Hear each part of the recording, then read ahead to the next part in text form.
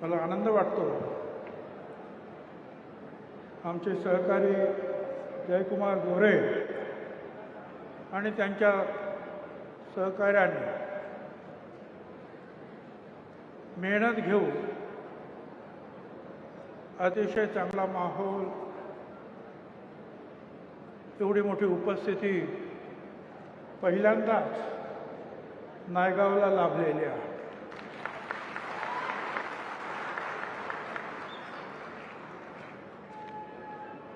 बरोबर 2 महिन्यापूर्वी 3 नोव्हेंबरला अचानक माझ्या हृदयाचं ऑपरेशन झालं.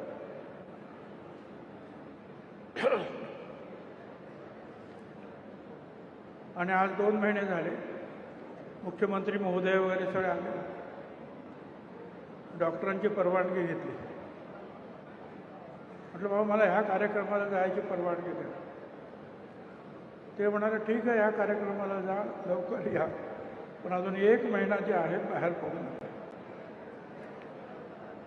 आज 195वी सावित्रीबाई फुल्यांची जयंती आहे. मी क्रांतिज्योती सावित्रीबाई फुले, महात्मा ज्योतिराव फुले यांना श्रद्धापूर्वक नमन करतो. 2 मिनटं घेणार आहेत मुख्यमंत्री आपले. आज आपण एवढा मोठा कार्यक्रम केला, वेगवेगळ्या गोष्टी, आता इथे स्मारक मोठं होत आहे, पण एक 25-30 वर्षापूर्वी अगोदर 93 सालामध्ये 1993ला फुले वाड्याचं राष्ट्रपतींनी लोकार्पण केल्यानंतर हरिभाऊ नरके माझ्याकडे आले. ते म्हणाले नायगावला सावित्रीबाई फुल्यांचा जन्म झाला, तिथे आपण काहीतरी केलं पाहिजे. मी त्यांना सांगितलं जाऊन तर बघा कुठे काय आहे. ते आले, गावच्या मंडळींना जमवलं आणि ते घर वगैरे बघितलं.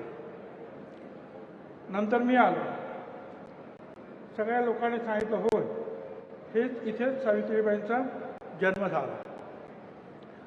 आता म्हटलं जसं इतर घरं आहेत तसंच हे घरसुद्धा निर्माण झालं पाहिजे. मग त्या पद्धतीची जे आहे आर्किटेक्ट शोधून त्यांना आपण कामाला लावलं. पैशाचा प्रश्न आला. त्यावेळेला मी उपमुख्यमंत्री होतो, पण MLC होतो. त्यावेळेला वर्षाला काय 40-50 लाख रुपये मिळत असते. त्यातही काही खर्च झाले होते. परत त्याचा नियम खूप होते, एवढे इथे खर्च करा, एवढे इथे खर्च करा, एवढे इथे. आता हे कसं करावं? चंद्रा अय्यंगार म्हणून फायनान्स सेक्रेटरी होत्या, चंद्रा अय्यंगार. त्या म्हणाले भुजबळ साहेब हे आपण करायचं, तुम्हाला मी सगळे परवानगी मिळून देईन.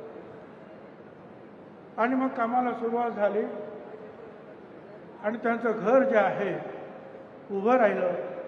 पवारसाहेब आणि त्यावेळच्या मुख्यमंत्री शिंदे आपले सुशील कुमार यांनी उद्घाटन केलं.